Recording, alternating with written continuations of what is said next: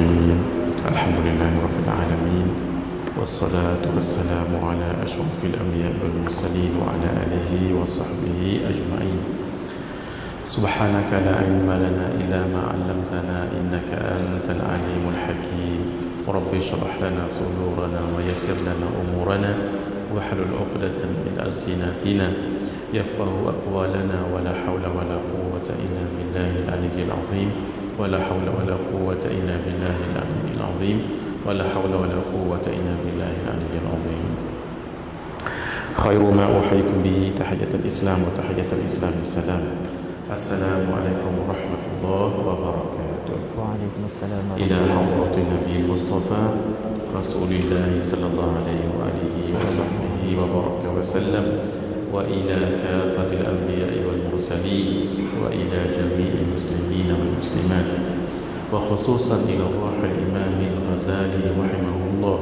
وإلى روح الإمام الحبيب عبد الله بن علوي الحداد رحمه الله وإلى صاحب هذا الكتاب الشيخ عبد القادر بن عبد المطلب الإندونيسي رحمه الله وإلى شيخنا Tuan Guru Haji Saleh bin Musa Al-Qaddahi rahimahullah wa ila shaykhina Kiai Haji Abdul Rahim Ibn Jamaluddin Jahri Al-Banjari Al-Makki hafizahullah syai'un lillahi lahumul Fatihah A'udzu billahi minasyaitonir rajim Bismillahirrahmanirrahim Alhamdulillahi rabbil alamin الرحمن الرحيم مالك يوم الدين إياك نعبد وإياك نستعين اهدنا الصراط المستقيم صراط الذين أنعمت عليهم غير المغضوب عليهم ولا الضالين آمين.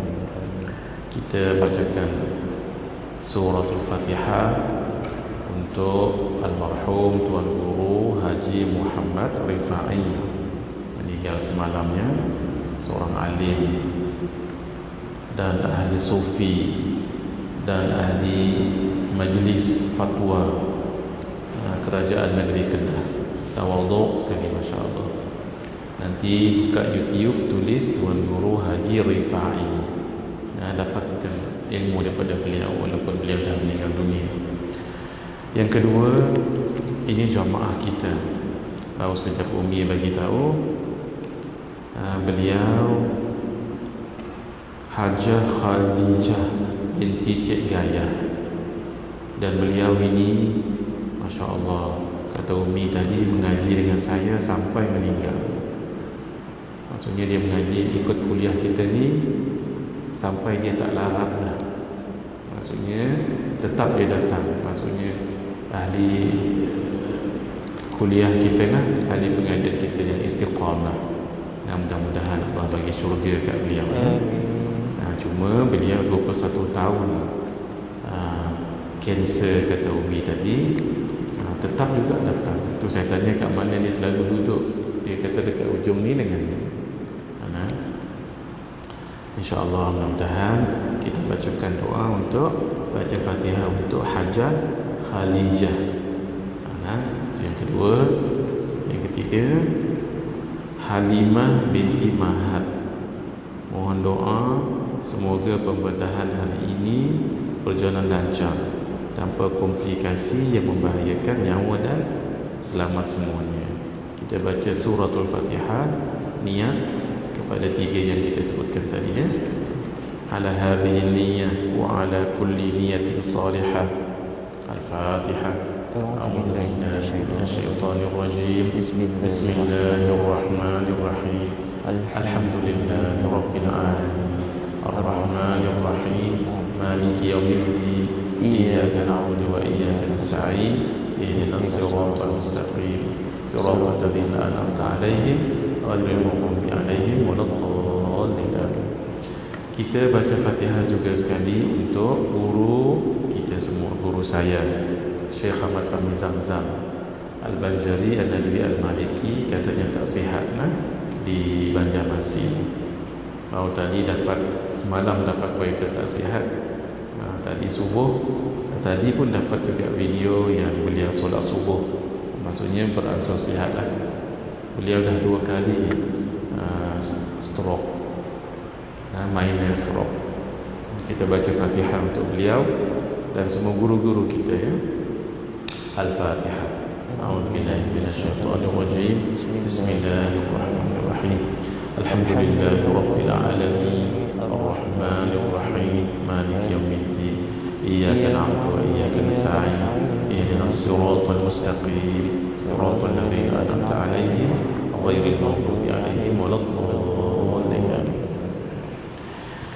Alhamdulillah, kita dapat lagi hadir sama-sama untuk sambung pengajian kitab Qalbun Salim, syarah kepada kitab Penawar Bagi Hati. Baik, muka surat berapa hari itu yang kita last itu? 62. Ya? 62. 62. Bismillahirrahmanirrahim. Betul Kak Jah 62? Bismillahirrahmanirrahim. Muka surat 62. Kat mana tu? Mungkin janji. Baik. Bismillahirrahmanirrahim. Kita masih lagi membicarakan tentang kebinasaan lidah. Lidah ini kata orang Arab saghirul jismi kabirul ismi. Saghirul jismi, kecil jasadnya tu ataupun badannya, fizikalnya kecil, tapi kabirul ismi, kabir besar, ism itu dosa. Itulah yang namanya lidah. Saghirul jismi kabirul ismi. Bismillahirrahmanirrahim.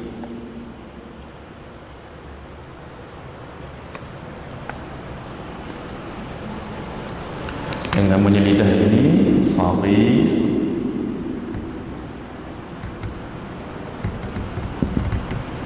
saghirul jismi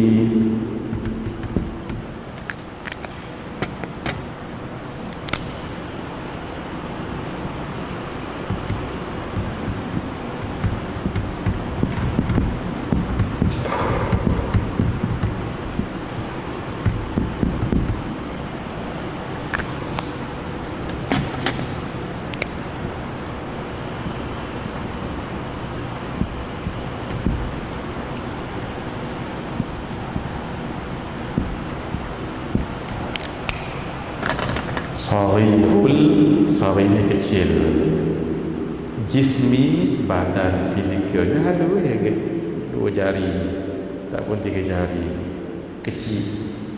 Kabir besar, ithm dosa. Badannya kecil, saiznya kecil, fizikalnya kecil, tapi dosanya ya Allah besar. Itu yang kita cerita sekarang ni. Dosa yang besar tu apa dia? Dosa yang besar tadi tu bercakap bohong, ya, bohong. Yang kedua apa tu Syukri? Hari ni yang kedua ke yang ketiga? Tiga. Yang ketiga. Mungkin janji ketiga. Yang kedua apa Syukri? Yang kedua mengumpat, ribah. Mengumpat, ribah. Ribah. Ribah ni mengumpat kan? Sekarang kita nak cerita mungkin Janji.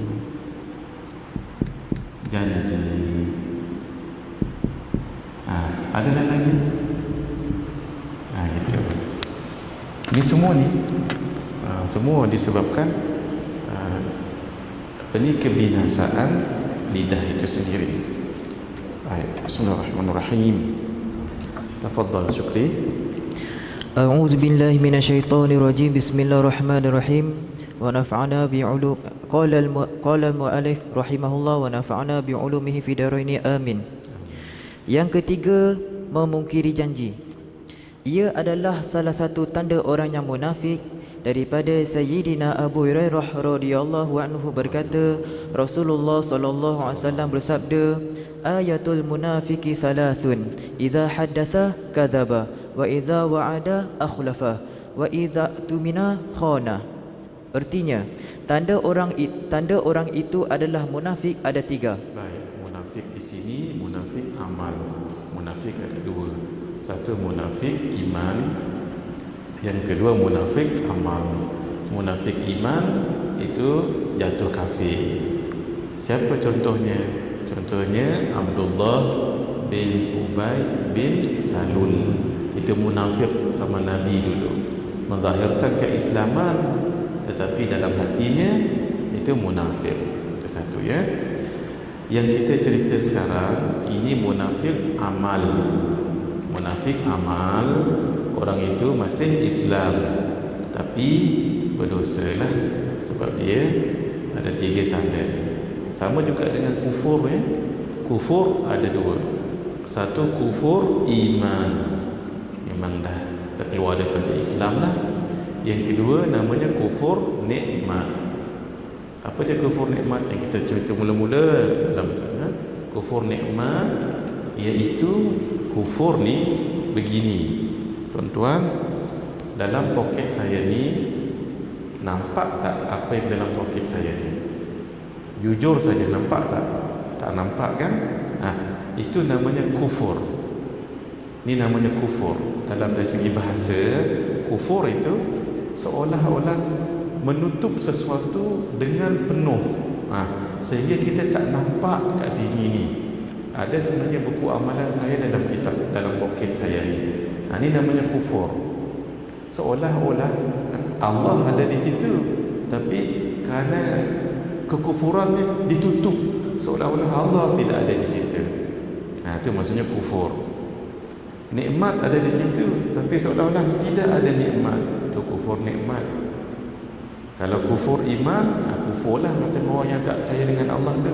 Baik, cuba saya tuan-tuan tengok poket saya sekarang. Saya munculkan sedikit. Kalau saya tanya dengan Syukri, mungkin Syukri akan jawab Quran ke Ustaz?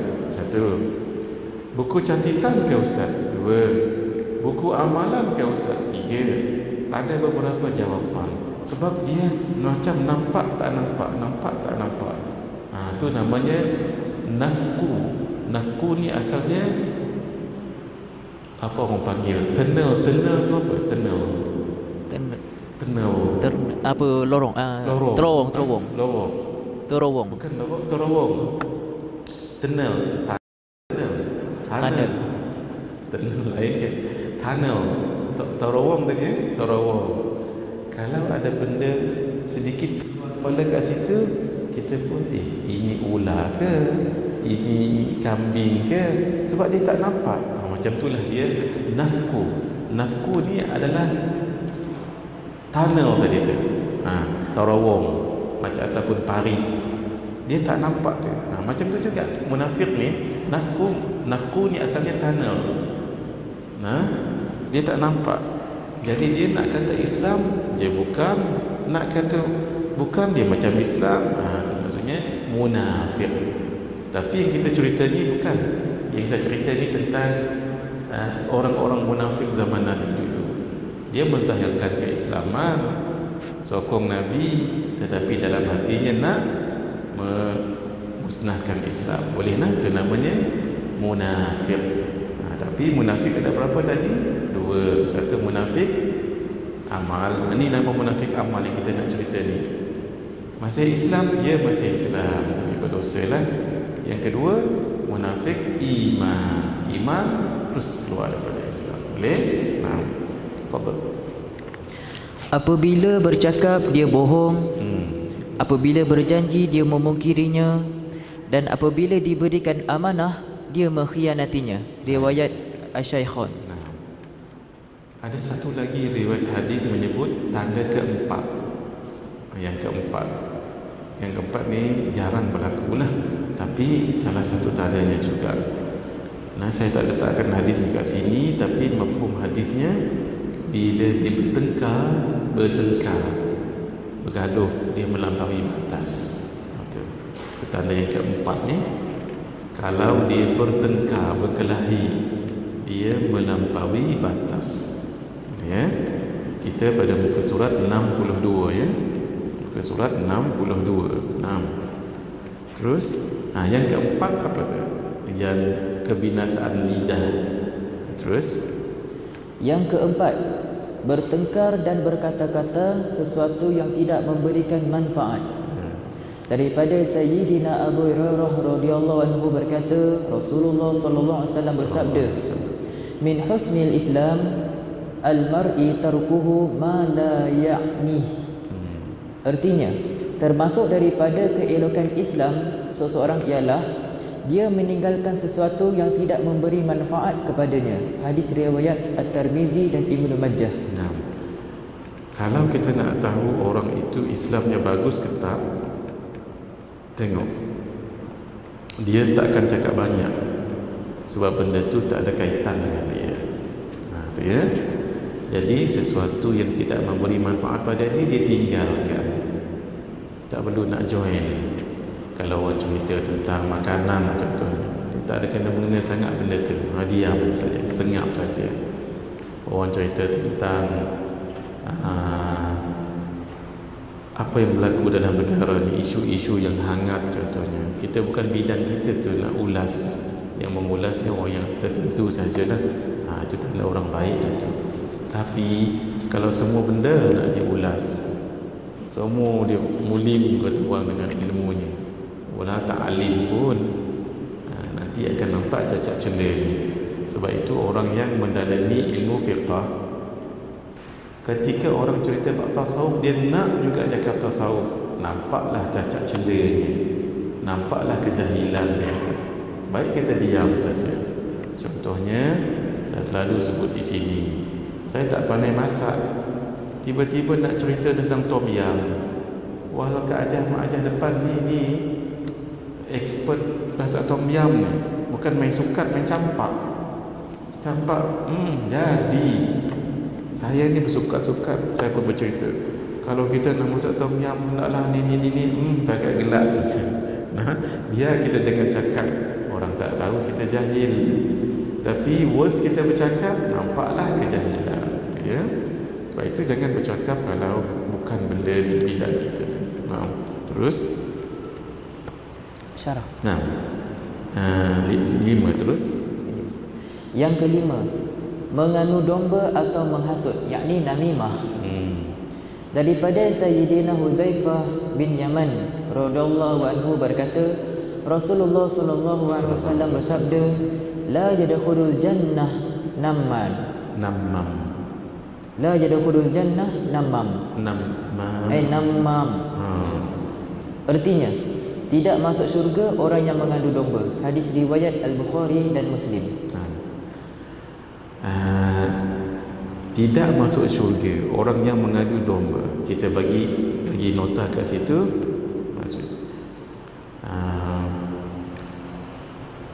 Tidak masuk syurga maksudnya tidak masuk syurga dengan cepat. Gitu. Dia masuk syurga juga tapi lambat. Sebab tuan-tuan, puan-puan, saya dah sebut kat sini lah, insya-Allah orang Islam semua masuk syurga, insya-Allah. Kita semua masuk syurga, insya-Allah. Amin sama-sama, amin. Cuma masuk syurga tu cepat atau lambat, gitu. Senang atau susah, semua kita masuk syurga. Sebab kita ada akidah tu mahal. Allah tak akan biarkan orang yang ada akidah walaupun sebesar zarah dalam neraka. Maksudnya kekal, tidak akan kekal, insya-Allah. Maksudnya bila tidak kekal, kita akan masuk syurga, insya-Allah. Saya selalu pesan di mana-mana, orang Islam semuanya masuk syurga. Jangan syirik, 3 je. Jangan syirik, jangan murtad, jangan kufur. Tolong diingat ni, orang Islam semua masuk syurga. Dia hatta kalau dia berdosa sekalipun, dia buat maksiat sekalipun, maksudnya dia akan masuk syurga lambat laun. Dalam arti kata tidak kekal dalam neraka. Tu mahal tu. Tapi jangan buat 3 benda ni, kufur, syirik dan Tak, jangan. Maksudnya tidak kekal dalam neraka? Ya. Cuma, ada cumanya. Masuk neraka dululah Ustaz. Ya memang. Sebab dia berdosa. Dosa tu seperti najis. Kalau najis di dunia kita boleh basuh dengan air. Kalau di akhirat tak ada air, jadi dibasuh dengan api.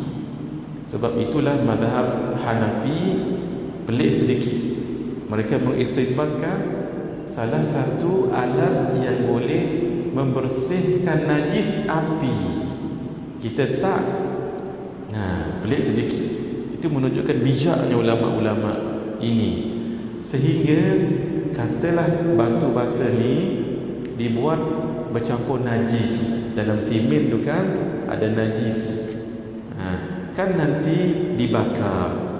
Tanah tu kan dibakar, ataupun simen tu, tanah lah dibakar. Dalam mazhab Hanafi, bila sudah dibakar tu cukup.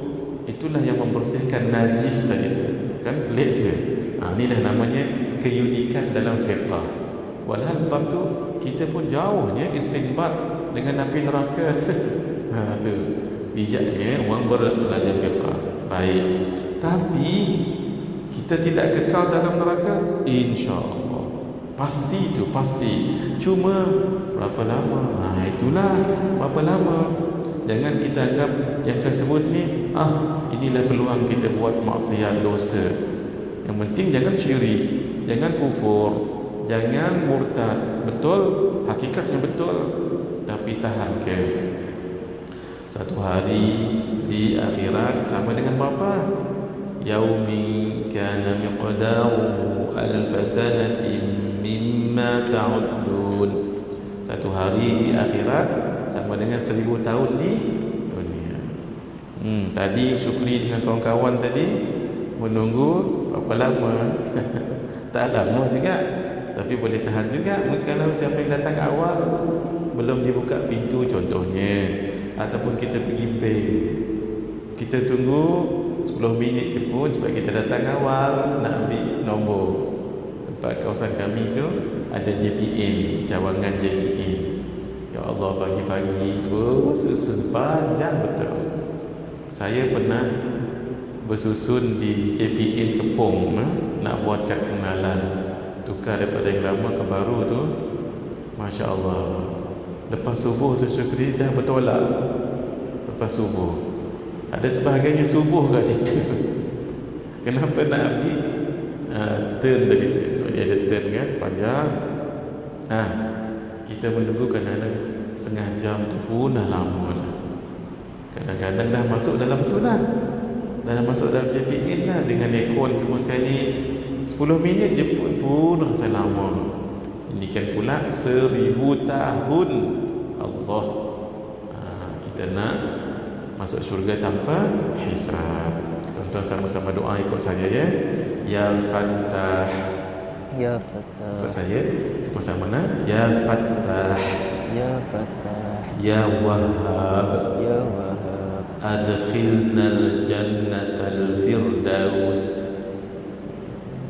Adkhilna al-jannata al-firdaus bi ghairi hisab.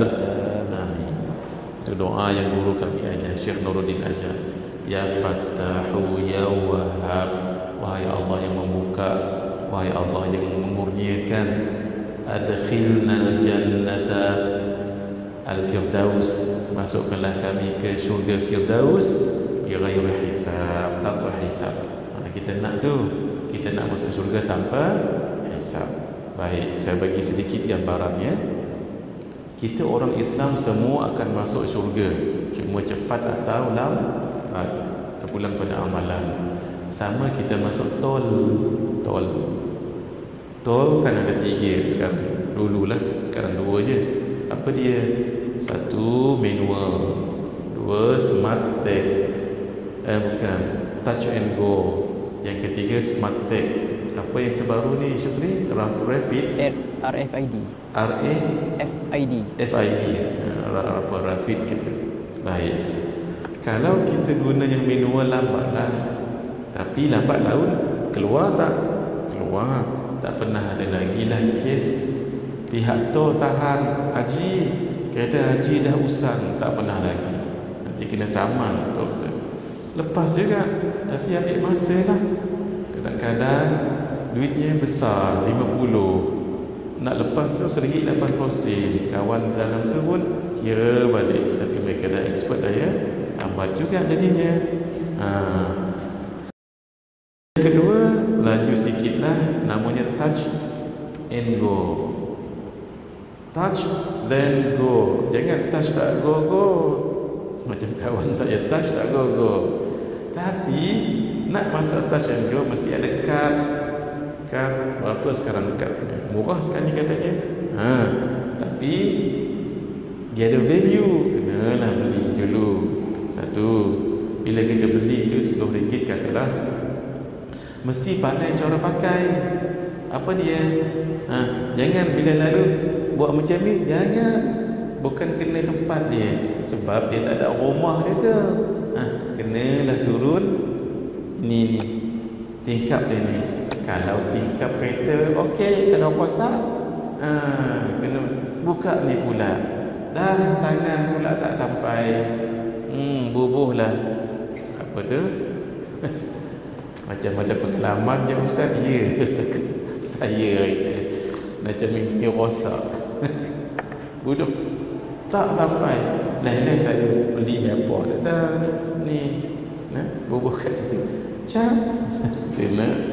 Baik. Kalau kita cap pun amount mesti cukup. Jangan tak cukup. Sagi rupanya tak cukup. Itu dia. Tengok.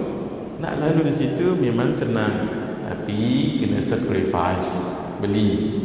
Tapi nak lebih laju, smart tech. Tapi you have to be very smart.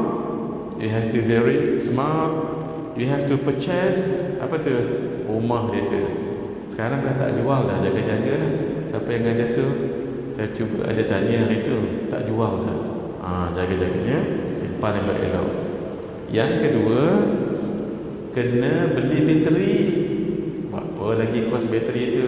3, bateri jangan weak. Ada bateri jangan weak. Barulah letak smart ni tadi, apa tu? Touch and go tadi tu. Kena beli lagi, amount lagi. Cukup ke tak cukup? Macam mana? Kena pandai pakai. Bila lalu di situ, jangan bubuh dalam box itu saja, jangan. Kena keluarkan. Cukup tak cukup? Macam mana? Kena angkat. Tak akan angkat palang tu. Angkat tak angkat. Rupanya adik tu kata bini, lah terbalik rupanya. Dah cantik dah tu. Ini dah lost dah ni. Rupanya lah. Ni kena pada saya ni tu yang saya bagi tahu. Kita dah set by dah ni. Rupanya terbalik. Kesian dengan orang belakang ya. Saya kalau lalu situ mesti saya berjaga-jaga betul. Tak sedap kalau dia orang belakang, bahawa orang tak sabar ya. Kalau kita tak tahu, insya-Allah kita tahu orang tu dalam kesusahan. Kena pandai ni. Cik tak akan juga amount tak cukup rupanya. Satu kerja lagi. Look at that. Not that easy to be fastest. Tak cukup, tak mudah lah gitulah. Tak mengapa di dunia ni buatlah ulun buat amal, datang majlis ilmu tu. Kita nak sediakan smart tech tadi tu lah. Nak sediakan smart tech lagi banyak, lagi bagus, lagi jauh kita boleh pergi. Itulah sedikit gambaran ya. Jadi tidak masuk syurga di sini bukan maksudnya tak masuk syurga. Yang tak masuk syurga tu 3 je. Syirik, murtad dan kufur. Orang ni tak syirik pun, tapi dia gosip orang. Panggil apa sekarang? Gosip, menghasut. Maksudnya tak masuk syurga dengan cepat. Tulis kat situ ya, supaya nanti kita jangan salah kalau mensyarahkan. Mari kita lihat Sulaiman bin Daud bawah tu ya. Fadhal. Qala al-muallif hafizahullah wa nafa'ana bi'ulumihi fi daraini amin. Amin. Sulaiman bin Daud berkata, iyyaka wan namimah fa innaha ahaddu minas sayf. Artinya, jauhilah mengadu domba kerana ia salah satu daripada pedang. Baik, di sini silap terjemahan saya ya.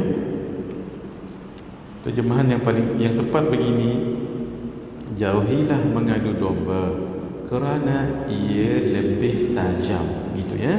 Ia lebih tajam, bukan salah satu daripada pedang, maaf. Ia ahadu, bukan ahadu, tapi ahadu. Yang Arabnya betul dah, tapi yang Melayunya tu ia lebih tajam. Kita betulkan. Nanti tuan-tuan kalau mengajar, tahu dah. Tu yang penting kita datang mengaji ni. Kadang-kadang ada orang mengajar, maaf ya, baca-baca, tak kena fahamnya. Jadi ia lebih tajam daripada pedang. Pedang tu kan tajam, tapi kalau mengadu domba tu, Allah, kalau kata orang gini, kalau pisau letak sini ni, memanglah luka. Letak yang di plus, iodin yang di plus. Tapi kalau hati yang luka, Allah, hati luka. 30 tahun dah berkawan. Entah macam mana hari tu dia sebut, kamu ni mulut busuk. Maksudnya mulut busuk, bukan mulut mengata orang, tak, memang busuk, tak gosok gigi contohnya. Dia punyalah hancur luluh hati. Walau 30 tahun berkawan dengan hanya lidah. Jaga-jaga tu. Namimah ni, gosip-gosip ni, mengadu domba ni lebih tajam daripada pedang dalam menghiris hati. Menghiris hati. Baik. Allah Subhanahu wa taala berfirman, Allah Subhanahu wa taala berfirman, wala tuti' kulla hallafin mahin hammazin masya'in binamim manna'il lil khairi mu'tadin asim utullin ba'da dzalika zalim.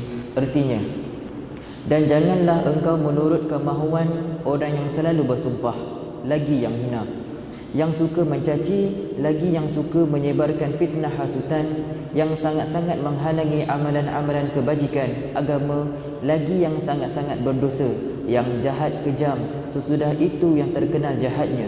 Surah Al-Qalam ayat 10 hingga ke-13.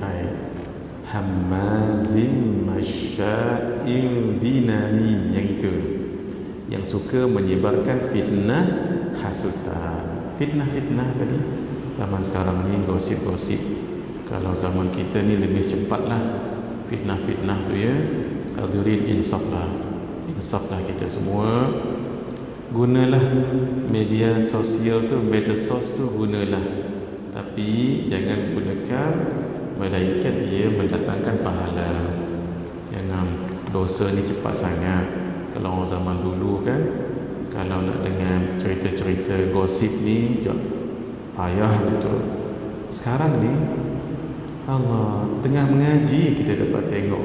Kalau kita tengok YouTube, handset lah, fitnah tu.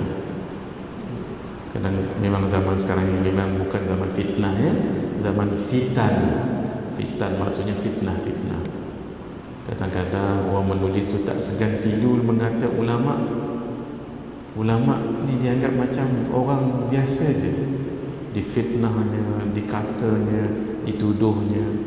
Tambah lagi ulama ni keturunan Nabi, habaib Allah. Macam mana tu? Kalau yang difitnah itu masih hidup, boleh minta maaf. Kalau dah meninggal macam mana tu? Walaupun dia bertaubat. Sama-sama kita ya, hadirin, agak-agak mesej ni. Maaf ni Mak Ajah, Kak Ajah sekalian ni, Ayah Nabona, Jiwen, semua na, tuan-tuan semua lebih umur dan lebih alim daripada saya lagi. Ini bukan saya nak nasihat ni, ini untuk nasihat saya juga.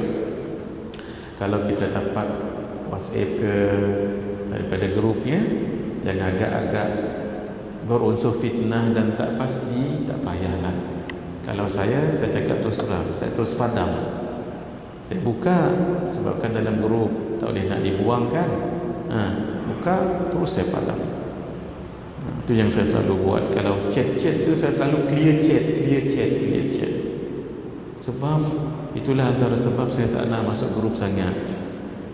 cerita orang lain yang kita tak perlu tahu dia buatnya. Walau kita tak tahu menahu pun, baik tak payah tahu gitu. Nanti hitam gelap hati kita dibuatnya. Ini sama-sama kita insaf ya zaman sekarang ni, ya Allah. Orang mengata ulama ini banyak berjasa dengan agama Islam kita ni. Tambah lagi ulama daripada golongan habaib. Habaib ini Nabi sebut ni, saya nak bagi tahu kita insaf sama-sama. Nabi sebut, ahibbuni lihubbillah, cintailah saya sebagai tanda cinta kepada Allah.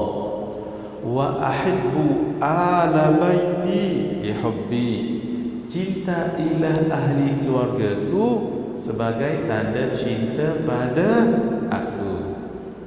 Faham rumusnya hadirin?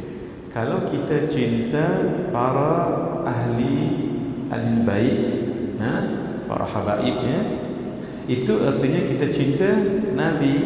Bila cinta Nabi bermakna cinta Allah.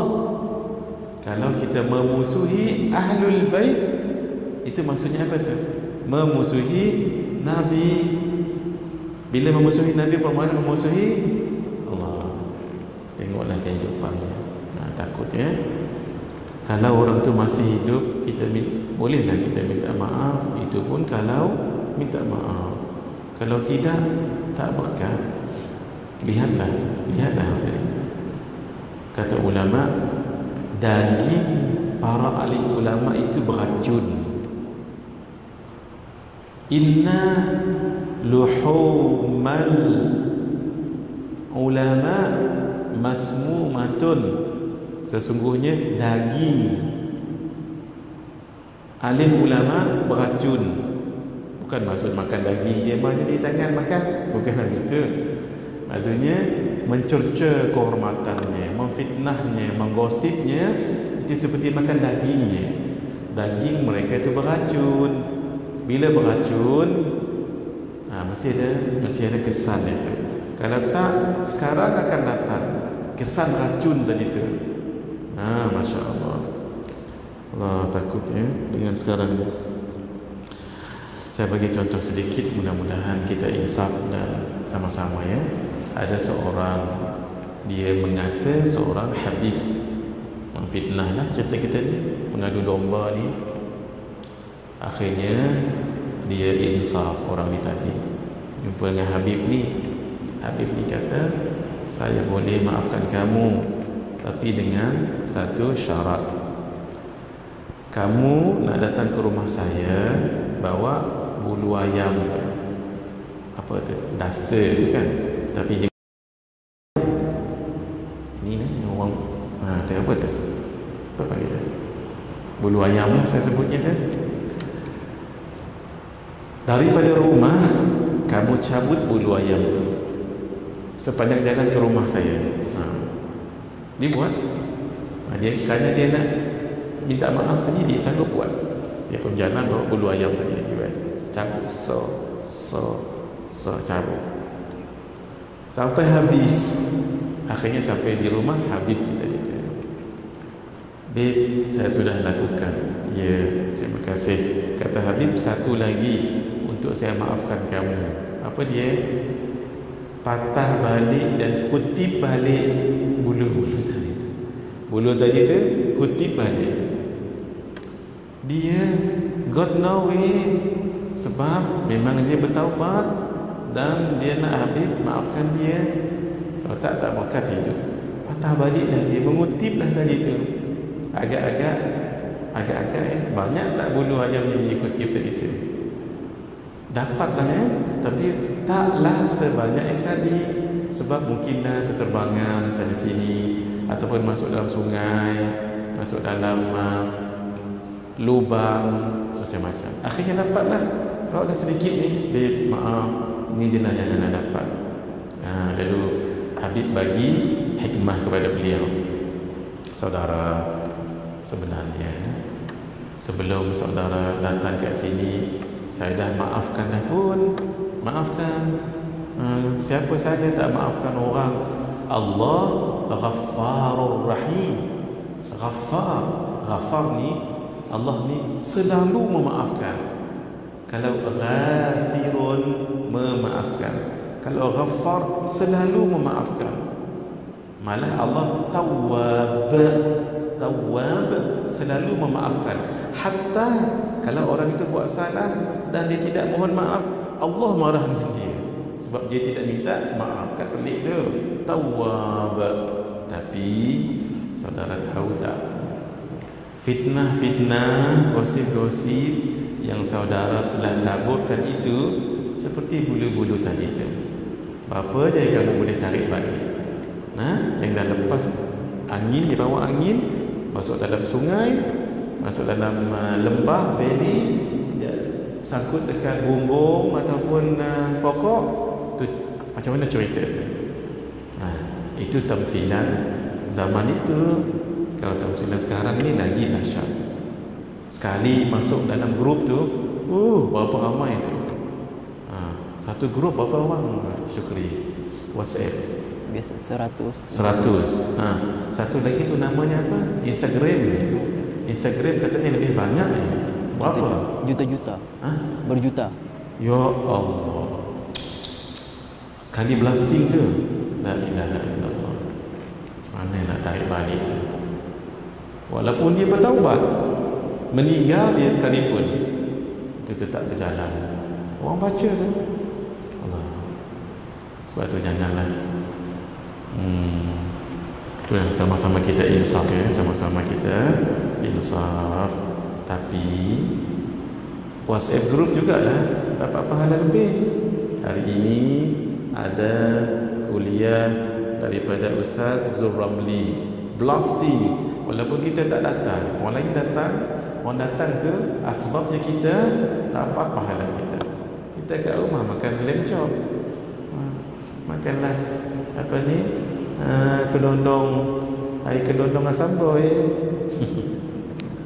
Mudahnya dah dapat pahala, tapi mudah juga dapat dosa. Jaga-jaga tuan-tuan, kita cerita ni untuk insaf ya. Baik, Sayyidina, tafadhal Syukri. Sayyidina Ibnu Abbas berkata, radhiyallahu anhu berkata, anhuma.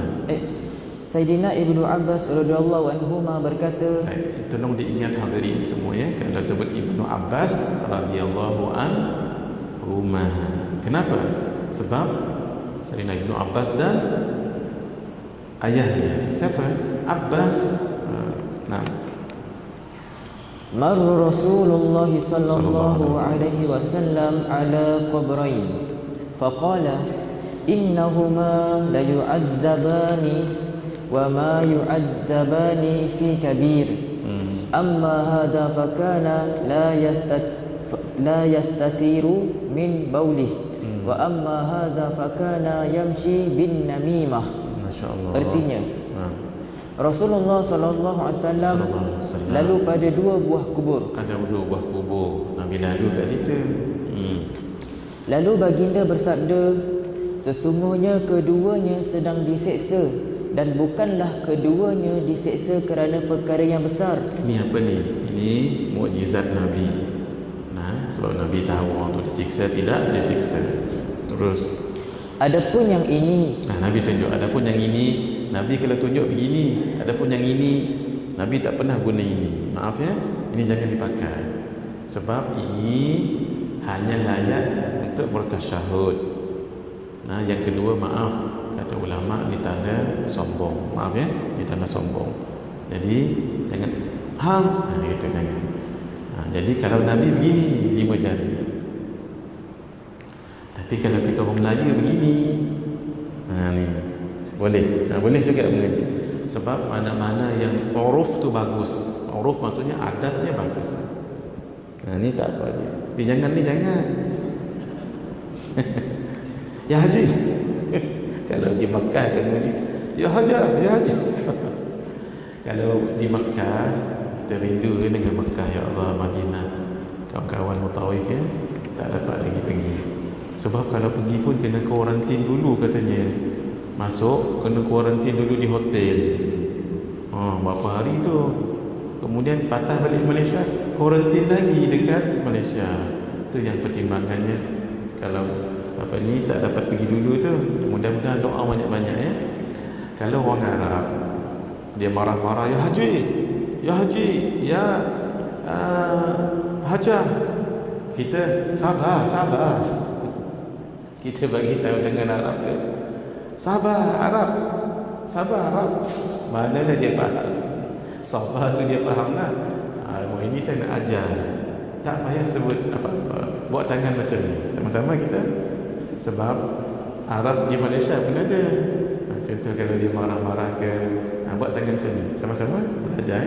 3 ni, 3. Jangan ini lain. Ini 3 ni. 3 ni boleh jadi sabar. Tapi buat macam ni. Dia gitu. Sekali ataupun 2 kali. Jangan buat dengan suami. Suami tak tahu sebab dia tak datang kuliah hari ni. Ya?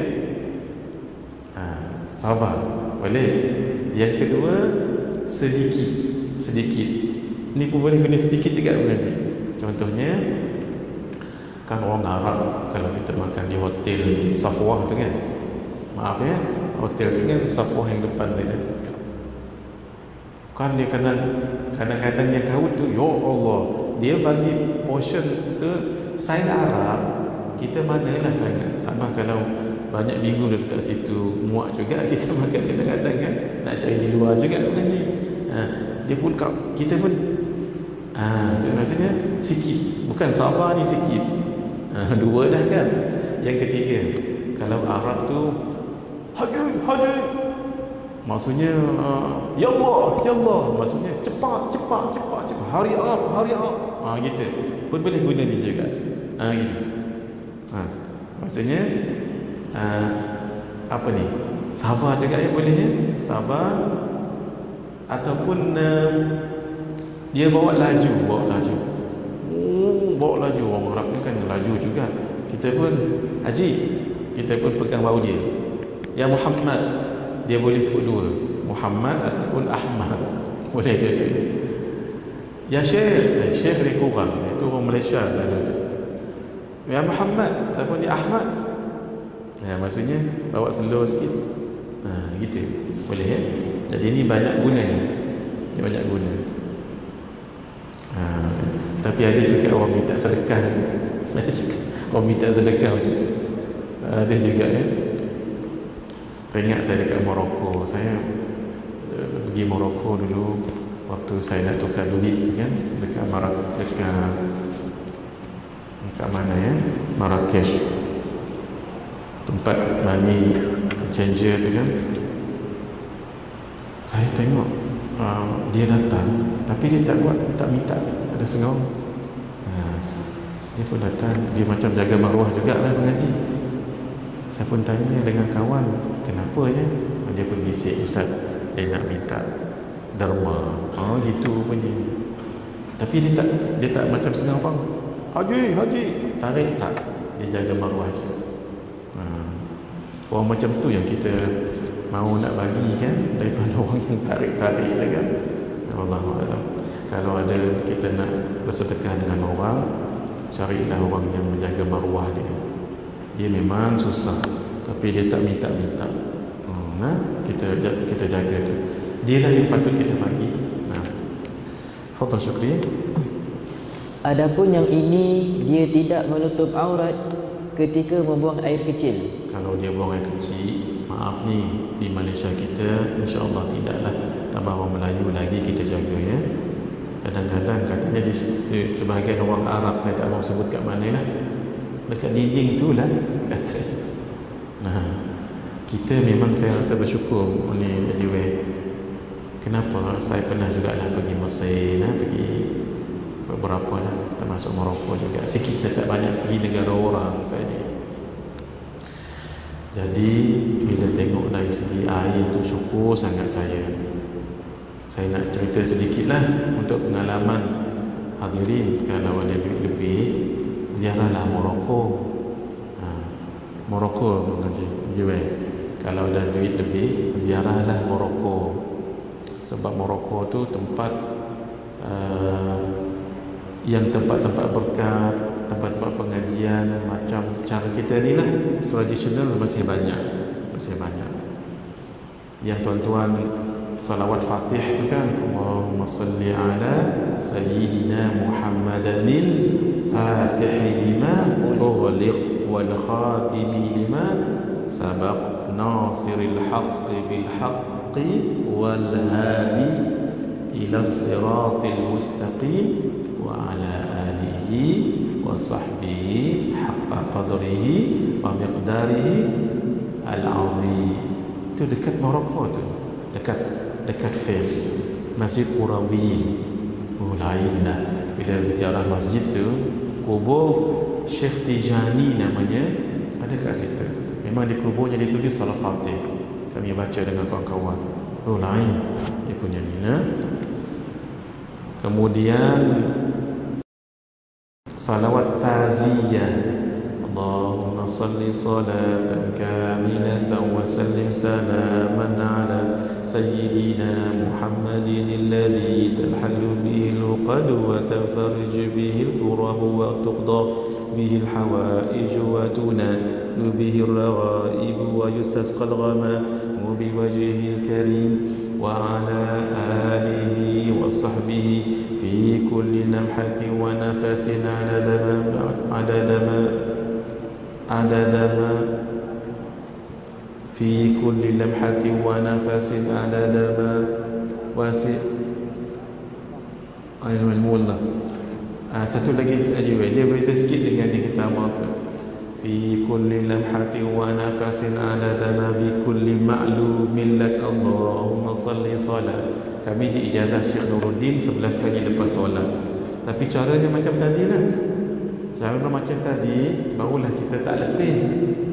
Saya tahu sebahagian tuan-tuan dapat ijazah gini. Ada lagu tu. Boleh silakan. Tapi letih kan nak sampai 11. Jangan-jangan sampai 3. Allahumma bismika amutu wa ahya. Kita nak baca salawat taziyah, jadi doa tidur pula dah. Kalau nak sedap macam tadi, Allahumma salli salatan kamilatan wa sallim salaman ala. Kami pergi mengaji kuburnya tu. Jangan tuan-tuan saya sebut bab kubur ni pula jadi kubur pula jadinya. Tidak. Kita kaedahnya hormatilah orang yang sudah meninggal seperti mana kita hormat dia ketika hidup. Macam mana kita nak hormat orang ni kalau tak tahu itu kubur dia? Kena tahu dulu kubur dia. Salawat dia satu dunia amalkan. Salawat taziyah Syekh Ahmad At-Tazi. Kita baca lain hadirin. Pergilah. Tapi pergi tu dengan orang yang tahulah. Kalau di Indonesia terkenal dengan Wali Songo kan. Wali Songo sana terkenal dengan Wali 7. Ada 7 orang wali. Ziarah. Kami sempat ziarah 6. Yang ke-7 tu kami tak sempat ziarah. Pergilah dengan orang-orang yang tahu, sedap. Pergilah situ. Banyak barakahnya tempat tu, ya Allah. Cuma saya nak bagi tahulah dari segi air ni, saya pun heran di jamban-jamban mereka sangat jarang ada hus. Apa orang panggil itu? Punya hus apa Syukri? Yang kita buka pilih tu yang kami Sarawak panggil hus. Dia macam getah tu lah, salur getah tu. Sini panggil apa ni? Hus juga. Horse yang di kuda kan. Itu jarang. Akhirnya macam mana? Di banyak tempat kena bawa botol. Maafnya kalau nak kencing, dia ada paip tapi dia tak salurkan sini. Hairan saya di situ ya. Kena bawa botol. Astagfirullah. Hairan saya. Kadang-kadang terus tak ada, tapi ada tisu lah. Hairan saya. Di Malaysia mencurah-curah air. Berenang dalam tu boleh, dalam kolam tu. Tambah di Selangor ni, oh Masya Allah ya kita. Syukur hadirin. Malaysia ni banyak kena syukur kita. Baik. Sekarang ni kita diuji lah SOP kita semua ni. Bermula daripada esok kan, sabar nak buat macam mana, doa lah, disiplinkan diri gitu. Betul, syukur. Dan ada pun yang ini, dia berjalan sambil mengadu domba, yakni namimah. Nah, mudah-mudah gosip lah. Namimah ni bahasa moden ni, gosip ni buat orang jadi kelahi ya, gitu. Kalau yang baik tak apa, ni yang tak baik. Apa? Hadis riwayat Al-Bukhari. Ya. Sayyidina Khuzaifah radhiyallahu anhu berkata, Rasulullah sallallahu alaihi wasallam bersabda, la yadkhulul jannata qattat. Nah. Yakni tidak masuk syurga orang yang selalu mengadu domba. Hadis riwayat Al-Bukhari dan Muslim. Sekali lagi ya, buat dhabit, buat catatan. Tidak masuk syurga dengan cepat, tu maksudnya. Masuk syurga masuk, tapi tak cepat, sebab dia kena dihilangkan dulu dosa mengadu domba tu. Kat mana nak hilang dosa? Dalam neraka. Sebab dosa ni najis. Baik. Rasulullah sallallahu alaihi wasallam bersabda, syiraru ibadillah al-masya'una bin namimah wal mufarriquna bainal ahibbah. Artinya, sejahat-jahat hamba Allah ialah orang yang menyebarkan hasutan, yang memecah belah antara kawan-kawan yang berkasih sayang. Hadis riwayat Ahmad. Kawan-kawan itu dah berkasih sayang dah, dipecah belahkan. Allahu Akbar. Itulah jaga-jagalah. Kadang-kadang maafkan saya, grup WhatsApp ni bagus, tapi kalau cerita-cerita tentang fahaman politik ataupun yang sewaktu dengannya tu, kalau boleh janganlah ya. Kita masing-masing ada fahaman masing-masing, terpulang hak masing-masing tu, tapi jangan dibawa dalam grup tu, sebab sensitif bagi setengah orang. Orang tu cerita benda biasa je, tapi sensitif dengan yang lain. Kita senyap je lah, walaupun berbeza fahaman politik. Itu ya. Ya. Yang kencing tadi lah.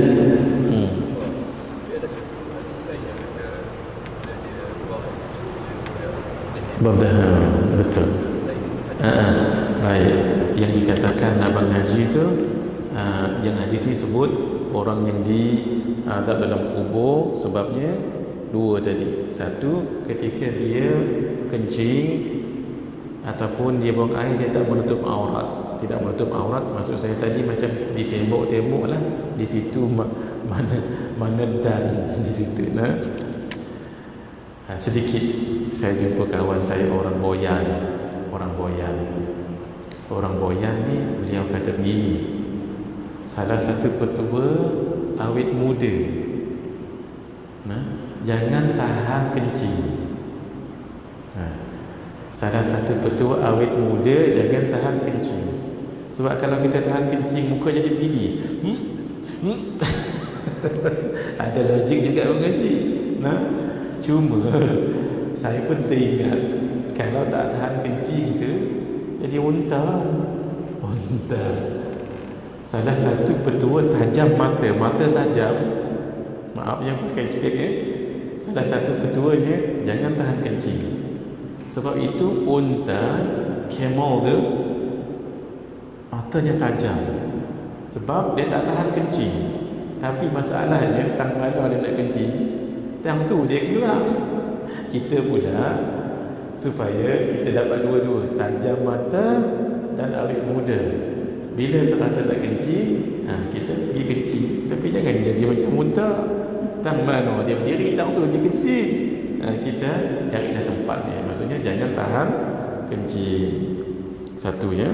Yang kedua, dia mengadu domba tadi tu. Tapi ada hadis yang lain yang pengaji tanya, orang itu dia bukannya tak menutup aurat, dia menutup aurat, Tapi ketika dia kencing, tak buang habis. Maksudnya dia tidak berdaham. Dia kencing tu kan.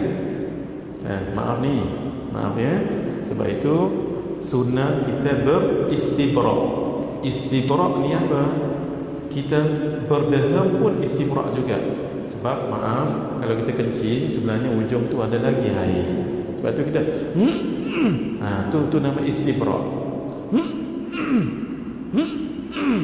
3 je, jangan 30, takut yang lain keluar. Sudah, tu namanya istibrak. Paling bagus istibrak. Allahu Akbar. Kalau kita tak tunjuk bila lagi kan. Maaf ni. Kalau paling bagus istibrak begini. Ini. Jari gini. Bila nak istibrak, lurutkan dia. Gitu. Maaf ya. Ni nak mengajar anak-anak. Cukup. Maaf, kalau perempuan dengan gini tekan. Itu nama istibrak. Satu. Yang kedua, istibrak boleh dengan berjalan, boleh, ataupun berdiri. Maafkan saya, kalau berdiri tu dia goncangkan, itu juga istibrak. Tadi kan tangan, kalau berdiri buat terpulanglah dia, jangan orang lain tengok. Dua. Yang ketiga, maafkan saya ni cerita bab fiqh kena ni juga. Yang ketiga, berjalan. Tapi jangan di luar tandas. Itu viral nanti tu. Haji Wei. Kamu ni, Haji tu buat. Istibrak, tak ada di tempat. Dalam tu saja. Jalan kita. Jalan. Tujuan tadi supaya kencingnya keluar. Sebab kalau tak buat macam tu, dia akan keluar bila mengaji, ketika rukuk. Dia ada lagi ujung tu sebenarnya. Bila rukuk kan dia tarik uratnya. Yang lebih tadi tu, tak habis tadi tu. Kena kan? Maafnya seluar dalam tu. Apa hukum solat? Batal sebab dia najis. Itu memang ada riwayat. Maksudnya orang itu disiksa sebab kencingnya itu tak habis. Tak lawas tu lain, tak lawas tu lain. Orang yang kencing tak lawas itu dipanggil salisul baul. Salisul baul. Tolong diingat ni, orang yang tak kencing tak lawas ataupun orang ni, saya tak ingat dalam kitab ni ada tak tunjuk. Ini penting supaya tuan-tuan sah ibadah. Kalau kita wuduk biasa, nawaitul wudu'a fardhan lillahi ta'ala, wuduk biasa ni, ataupun nawaitu raf'al hadathil asghar lillah fardhan lillahi ta'ala, tak apa. Tapi ini untuk orang yang 3 kategori ya. 3 kategori. Iaitu yang pertama, kencing tak lawas.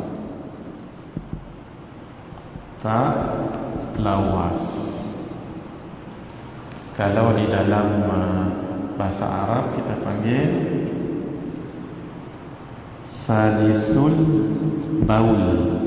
Baul ni kencingnya 2. Ada juga angin. Angin selalu keluar. Maaf, kalau lelaki di belakang, kalau perempuan maaf ya, depan belakang. Kadang-kadang tanpa semena-mena, bon kadang-kadang. Itu namanya salisul rih.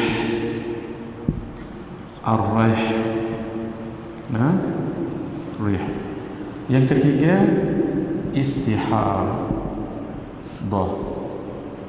Istihadah ni untuk perempuan lah. Maksudnya dia asal perkataan haid. Istihadah keluar daripada haid.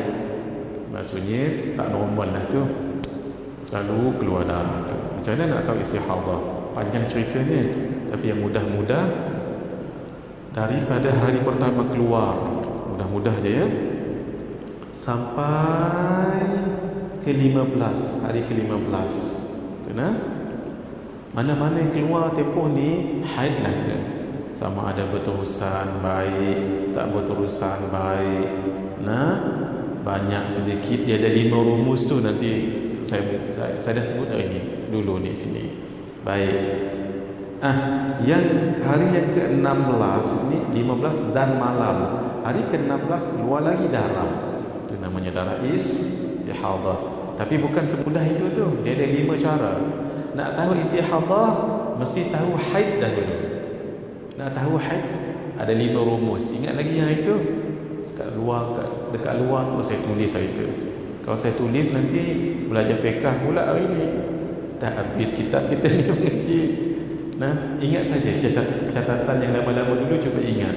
Pertama sekali, hendaklah ia keluar tidak kurang daripada 24 jam. Dalam masa berapa hari? 15 hari terbentang. Sudah. Yang kedua, tidak boleh lebih 15 hari. Yang ketiga, antara dua haid mestilah bersih 15 hari. Walaupun kalau keluar darah, tapi dia dianggap bersih. Itu cerita panjang nak kira ni. Yang keempat, bukan darah nifas. Darah nifas tu bukan darah lepas beranak tu. Kemudian budak perempuan itu hendaklah berumur tepatnya 9 tahun Hijriyah. Kenapa 19? Kenapa 9 tahun Hijriyah? Sebab 1 tahun Hijriyah sama dengan 354 hari, 8 jam, 8 minit. Nanti kalau ada masa kita cerita khas untuk haid saja. Nah, baik. Ni dulu istihadah.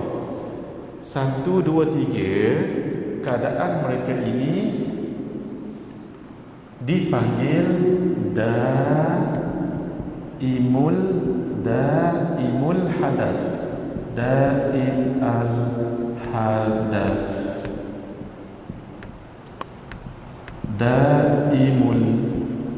Daimul hadathi. Daim ni selalu atau setiasa ni. Selalu berhadas. Kenapa? Selalu keluar air kencing, selalu keluar angin, selalu keluar darah. Air, angin, darah. Boleh? Orang sebegini boleh tak solat? Boleh, wajib, tapi ada syaratnya tu. 1, berwuduk ya, solat memang dah wajib. Mana kita nak tulis ni? Itu boleh saya padam tak? Ni boleh ya? Tolong, ini sudah diingat. Kalau cerita bab lidah, ingat ni dulu. Saghirul jismi, kabirul ismi. Cuba kita sama-sama. Cuba sama-sama. Ini saya padamkan ni. Agak-agak boleh ya? Benar.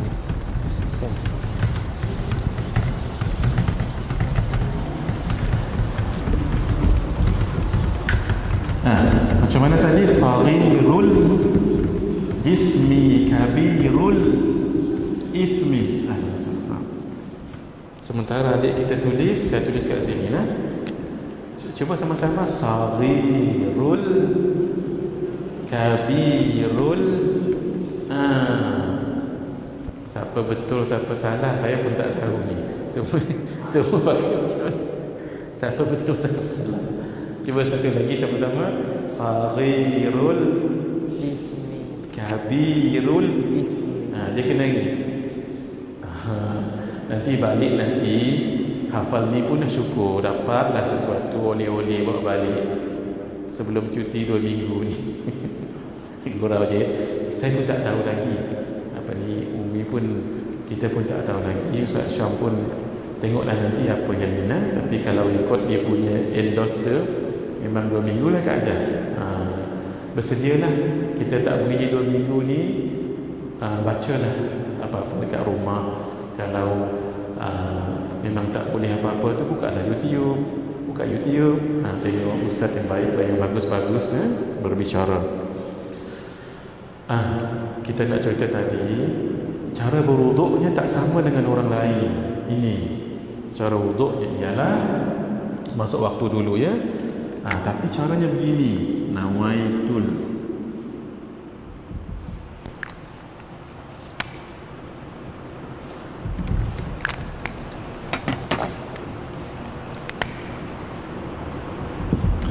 Nawaitul wudu'a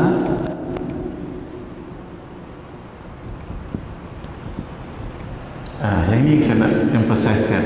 List ni penting ni.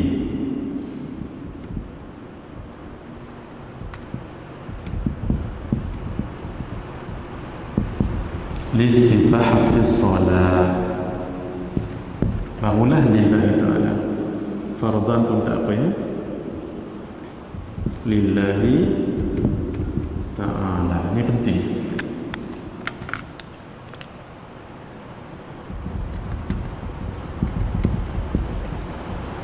Bacanya listibah, jangan baca liistibah. Walaupun di sini ada hamzah, sepatutnya tapi tidak disebut. Allahu Akbar.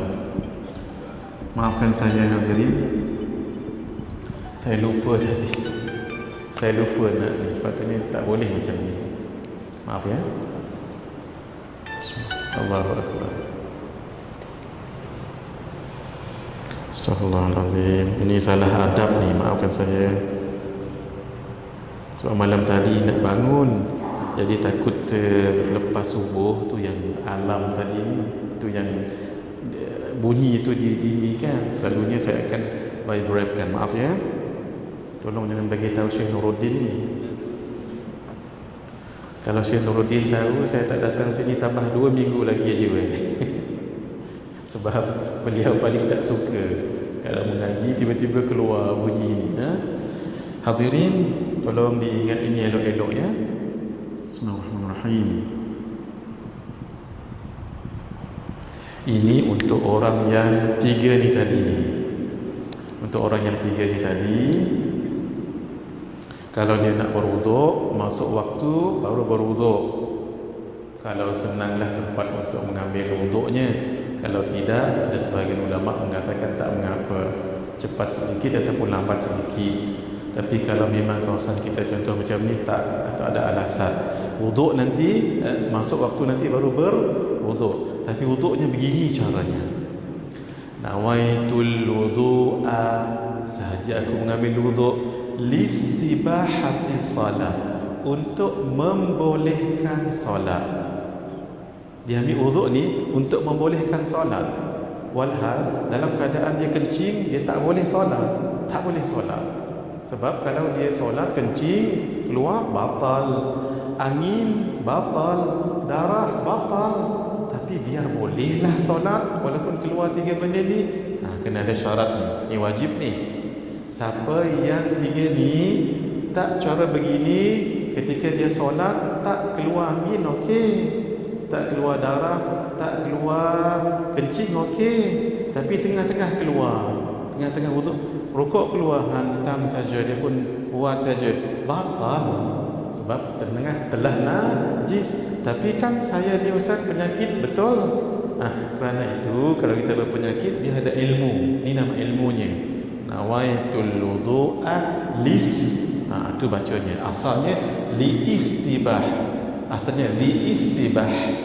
Tapi kita liistibahatis salat lillahi ta'ala. Artinya sahaja aku mengambil wuduk untuk membolehkan aku solat kerana Allah Ta'ala. Ni tolong dihafal.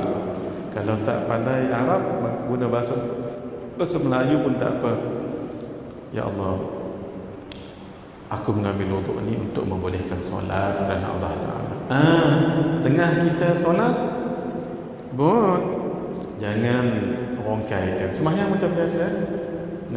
Sebab kita dah dipanggil daimul hadath. Ni orang special ni. Tapi syarat dia memang penyakit lawak, penyakit kencing. Dan doktor yang bagi tahu, Haji ni penyakit dah ni Ji. Worst disebut penyakit ni lah ni. Tapi kalau sekali sekarang keluar kecil, tak, itu bukan nama penyakit. Macam mana nak tahu ni? Kena jumpa doktor lah, sebab dia punya sistem apa entah. Jadi tengah sama-sama nawaitul wudu'a listibahatis salat. Jangan baca listibahatis salat lillahi ta'ala. Baik, tolong pesankan ini pada semua. Tolong pesankan. Nanti tangkap gambar ni, dan tangkap gambar dia patut dekat-dekat tadi kan. Dia kalau boleh dia rapat macam ni tadi. Saya pun tak terfikir tadi. Maksudnya yang tu tadi tu, kalau boleh belah ni belah. Kawan saya kata begini, guru saya kata begini, ni photostat, dia kata. Siapa dia nak bawa pesan-pesan pergi photostat? Dalam sekarang ni mudah sangat-sangat. Macam mana? Tangkap gambar tu. Syukri lagi pandai, nanti boleh buat sendiri. Tapi ni jangan bagi orang ni Syukri. Kalau nak buat nanti bisa buat sendiri, boleh bagi kat orang. Sebab yang ni tak cantik. Dia mengaji mungkin ada misalnya. Pakai pampers sama. Kalau pakai pampers contohnya, memang saya ada kawan juga, memang katanya usus dia tu mudah keluar benda tu. Jadi dianggap tu jugalah najis selalu keluar tu kan, apa semua tu.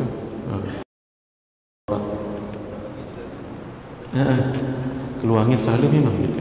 Tapi keluar angin selalu tu, tengok dulu berapa hari dah keluar. Jangan-jangan makan cempedak. Buah cempedak tu sedap, saya suka makan buah cempedak tu. Cempedak kena nangka besar kan. Buah ni hak kecil halus-halus cempedak. Kalau beli cucur cempedak, cucur tu kan, saya selalu buah tu saya tak ni. Kalau saya makan ni dah biasa, kami dah biasa susah mengaji di kampung. Kalau makan yang mentah tu, kami akan kumpul buah tu direbus. Allah, satu ni mangkuk saya seorang makan. Nak bagi tahu sungguh ni, saya semua jenis biji suka saya makan. Mungkin tuan-tuan pelik dengar, hatta biji durian saya makan. Durian tu kan, maknanya bubur durian tu, setengah orang makan bubur kan, buang tu, buah dibuang kan, saya tak. Saya akan makan buah tu. Sedap. Biji durian tu, isi tu kan kita makan. Yang dah dibuat bubur, jangan yang mentah tu, jangan patah gigi nanti. Jadi kalau yang mentah tu rebus kan. Macam pelik. Sebab tu saya buat jenis buah-buah memang saya suka. Kalau lalu di sempah. Lalu situ Genting Sempah, saya mesti lalu dekat satu kedai. Tapi banyak kedai. Apa nama kedai itu? Cuba teka Syukri. Kedai itu yang ada jenis buah-buah. Buah apa? Buah berangan. Tambah lagi situ buah berangan ni special sebab katanya buah berangan madu. Saya beli sampai berkilo-kilo saya beli. Makan dalam kereta, kawan bawa lah, jangan makan dengan driving ya. Kawan bawa, kemudian di rumah panaskan sampai 3-4 hari makan. Tapi jaga-jaga, kalau buang angin aja kena pergi jauh 1 kilometer. Itu juga mengaji. Kalau yang kata angin tadi tu memang disahkan doktor lah. Jangan hari tu je mod. Rupanya makan banyak rupanya. Tengoknya, kalau memang dah menjadi selalunya bila umur dah meningkat ni, sistem-sistem macam usus dah kurang sikit, sistem kencing. Kalau sebab dulu suka tahan kencing, jangan tahan kencing lah, sebab dia kurang baik. Sebab kenapa? Allah ni bila nak suruh kita kencing, mesti ada sebabnya tu. Contoh bersin. Kalau bersin tu jangan tahan, biar. Kenapa? Mesti ada sistem tu dah sampai masanya. Maaf ya, perempuan haid memang dah kitaran tu darah kotor dibuang. Sebab tu juga Nabi pesan, bukan Nabi pesan,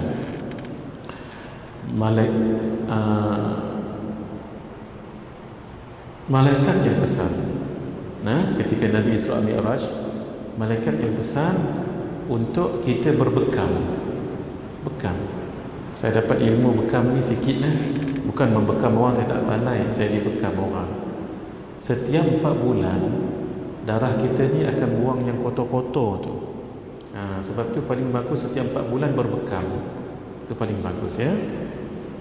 Cuma guru saya Syekh Fahmi Zamzam pesan, jangan berbekam hari yang ke-30, jangan. 29, hari yang ke-30 tu jangan. Sebab katanya hari itu air pasang. Dari segi sistem ni tak berapa nak elok. Yang paling bagusnya berapa? 3 hari. Apa tu? Bukan dia tarikh yang mengaji. Kalau kena dengan Rabu lagi bagus. Tak silap saya harinya 17, 19, 21. Tolong kalau saya salah tolong betulkan. Seingat saya 3 tarikh ni tarikh hijrah, bukan tarikh bulan 10 tak, bulan hijrah. Kalau tak silap saya 17, 19, 21 atau 19, 21, 23, saya tak ingat tu. Tapi 3 tarikh tu. Kalau kena dengan hari Rabu lagi bagus. Itulah. Segarnya tu lain macam. Dan kebaikan berbekam ni boleh mengelakkan stroke. Saya pernah jumpa seorang dekat Rawang. Saya mengajar kitab ni saya mengajar. Dia pun datang, Ustaz, saya Alhamdulillah hampir-hampir stroke, dia kata. Tetapi sehari ke 2 hari sebelum saya berbekam. Doktor kata Alhamdulillah, ini antara sebab kamu selamat. Asbab itu. Saya suka bekam mengaji. Bekamlah hadirin. Sebab bekam ini bekam ini memang dipesan oleh malaikat dalam peristiwa Isra Mi'raj atas tu. Bayangkan dalam keadaan yang begitu mahal, setiap detik dan masa yang berlalu boleh lagi malaikat pesan untuk berbekam. Mesti benda tu penting. Sini ada bekam kan sini? Kat mana? Kat mana? Sebelah ni. Paling kata yang bekam saya tu paling bagus setiap 4 bulan. Kalau boleh saya setiap minggu. Jangan, dia kata setiap bulan. Maaf ya. Bismillahirrahmanirrahim. Sila Syukri. Orang yang mengandung domba adalah seburuk-buruk manusia pada hari kiamat. Rasulullah sallallahu alaihi wasallam bersabda, tajidu man syarrun nas yaumal qiyamati indallah zal wajhain alladhi ya'ti haula'i biwajhin wa haula'i biwajhin. Artinya, kamu akan mendapati seburuk-buruk manusia pada hari kiamat di sisi Allah, iaitu seorang yang mempunyai 2 wajah. Dia datang wajah. Kepada kalau bahasa Melayu kita panggil apa? Talam 2 wajah ya? Apa yang istilah Melayu kita? Talam 2 wajah? Talam 2 muka. Talam 2 muka. Talam 2 muka. Talam 2 muka. Talam 2 muka. Hypocrite. Orang hypocrite. Itulah dia ni. Dia datang kat sini lain, datang sini lain. Memang hadis ni sebut. Fadhal syukur. Dia datang kepada satu kumpulan dengan wajah yang satu dan datang kepada satu kumpulan yang lain dengan wajah yang berbeza. Hadis riwayat Al-Bukhari. Hipokrit tadi ni orang yang munafik. Memang ada dalam kehidupan ini, memang Allah ada anugerahkan orang dengan memiliki kelebihan tertentu. Contohnya bab munafik. Nabi, walaupun Rasulullah SAW punya kelebihan yang banyak ya, tapi Nabi nak bagi tahu untuk manusia biasa. Memang ada. Sebab itu kalau Nabi nak tahu orang tu munafik ataupun tidak, Nabi akan panggil siapa? Sayyidina Hudzaifah ibn Yaman. Orang lain tak dipanggil, ya Hudzaifah, cuba tengok orang tu. Dia akan tengok, oh ya Rasulullah, orang ini munafik. orang ini tidak. Memang ada. Memang ada. Seorang lagi sahabat Nabi yang bernama Sayyidina Abdullah bin Salam. Abdullah bin Salam. Beliau ini seorang pendeta dahulu. Beliau pendeta ahli kitab lah. Tahu bab kitab Taurat dengan kitab Injil. Beliau ni ada satu kelebihan. Kalau dia tengok muka orang, dia tahu orang tu bohong tak bohong. Yang munafik tak munafik dia tak tahu. Tapi bohong tak bohong dia tahu. Sebab ketika Nabi datang pertama sekali di bumi Madinah, beliau lihat ramai orang berkerumun menunggu Nabi hadir. Lalu beliau pun join sekali. Lalu beliau melihat wajah Nabi. Tabayyanat lahu wajhuhu laisa biwajhi kadzdzab. Maka nyatalah pada Sayyidina Abdullah bin Salam yang wajah Nabi bukan wajah orang yang penipu. Memang ada. Memang ada orang Allah bagi ini kelebihan masing-masing. Tapi saya ada juga orang bagi amalan. Ini cerita saja ya, tak ijazah ni. Ini cerita saja. Saya nak bagi tahu kenapa orang tu boleh lihat. Anugerah Allah. Yang kedua, mungkin ada amalan. Mungkin saya cerita saja ni, tak ijazah. Saya jumpa dengan seorang Cina masuk Islam. Dia mengaji dengan saya mengaji. Daripada tak tahu alif bata, saya mengajar beliau Iqra.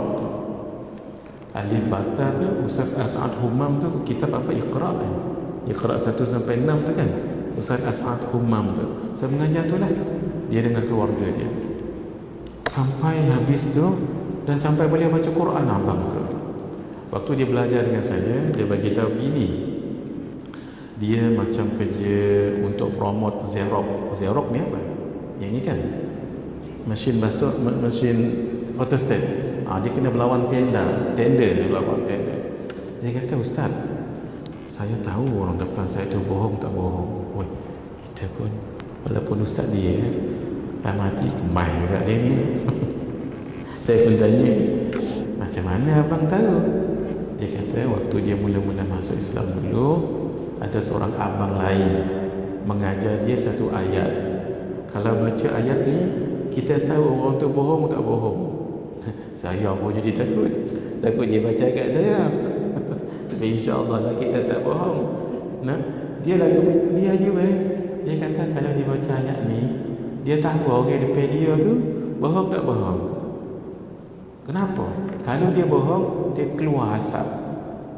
Keluar asap dia berkepu-kepu keluar warna hitam. Asap tu warna hitam.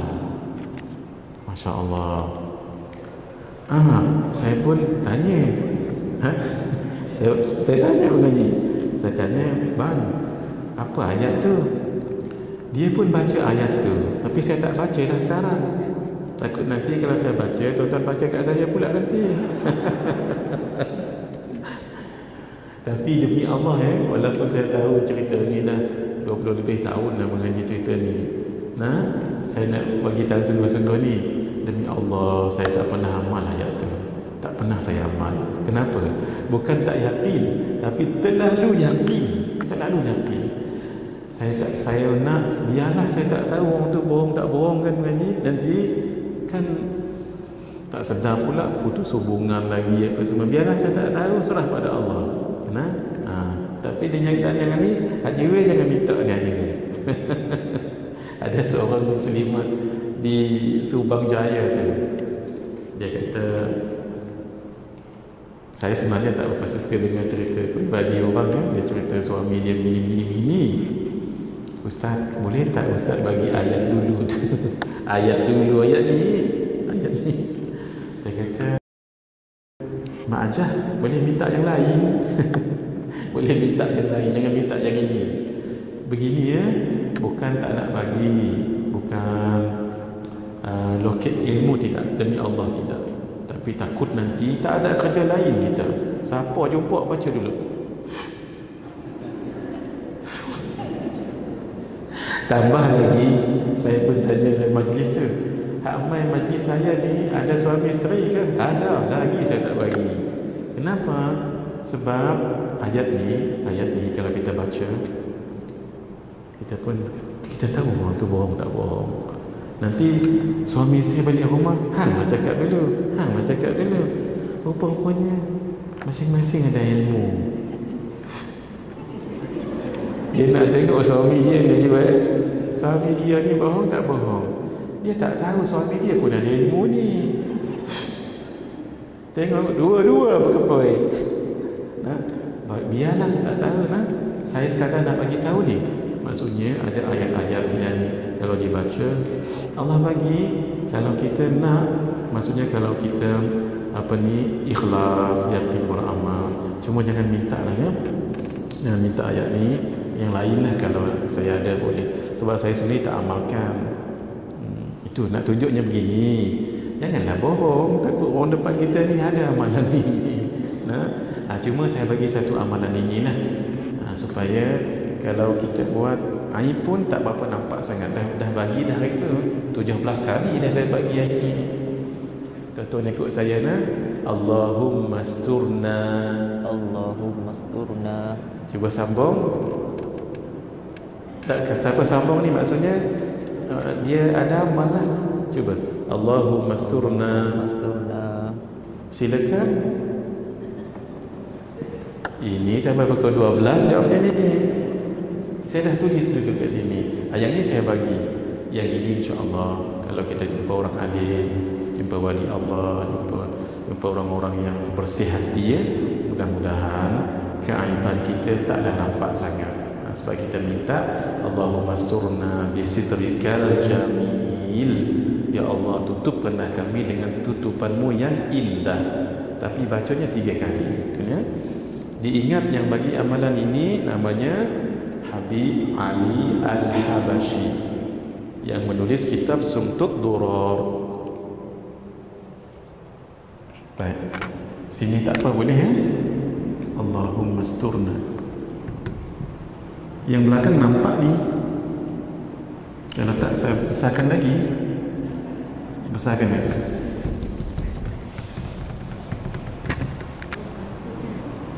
Bismillahirrahmanirrahim.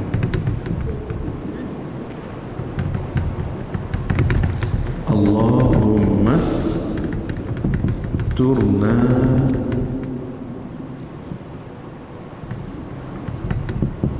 bisitrika al-jamil.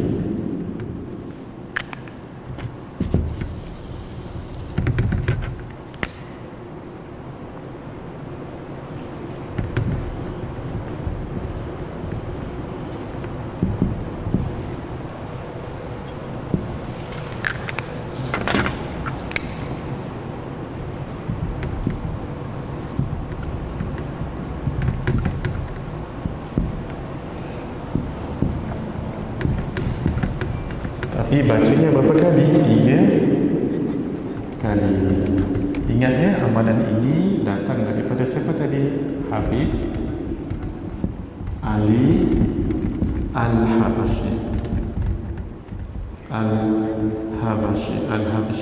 Al-Habashi. Beliaulah yang menulis kitab Maulid. Apa nama kitab tu? Sumtud Ad-Durar.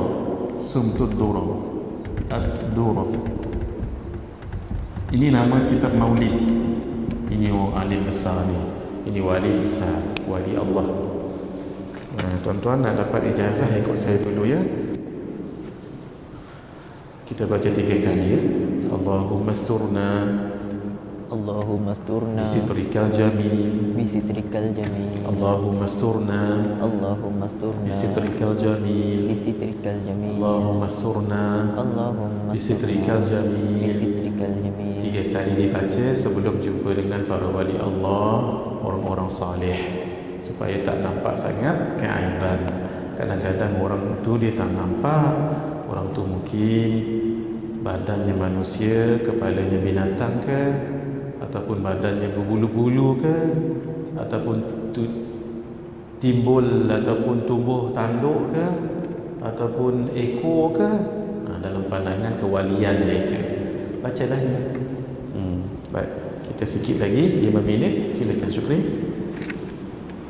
Qala al-muallif rahimahullah wa nafa'ana bi'ulumihi fi darain amin. Para ulama sepakat ittifaq bahawa mengadu domba adalah berdosa. Mengadu domba ialah menyebut apa yang diberitahu oleh orang lain kepada orang lain pula dengan niat untuk mengeruhkan hubungan antara mereka dan dengan niat supaya mereka berkelahi. Ini kan dalam bahasa kita tadi apa? Gosip ni. Baik. Mari kita lihat apa yang disebut oleh Imam Abdullah bin Alawi Al-Haddad. Imam Al-Haddad menyebutkan fadhal antara qala al-muallif hafizahullah wa nafa'ana bi'ulumihi fi darain amin.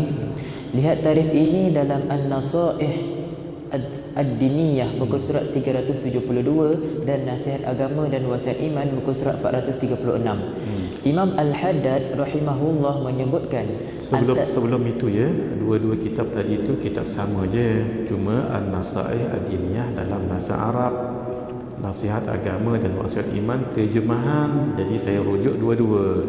Saya rujuk yang Arab dan saya rujuk yang terjemahan. Jadi tuan-tuan, kalau yang Arab 372, kalau yang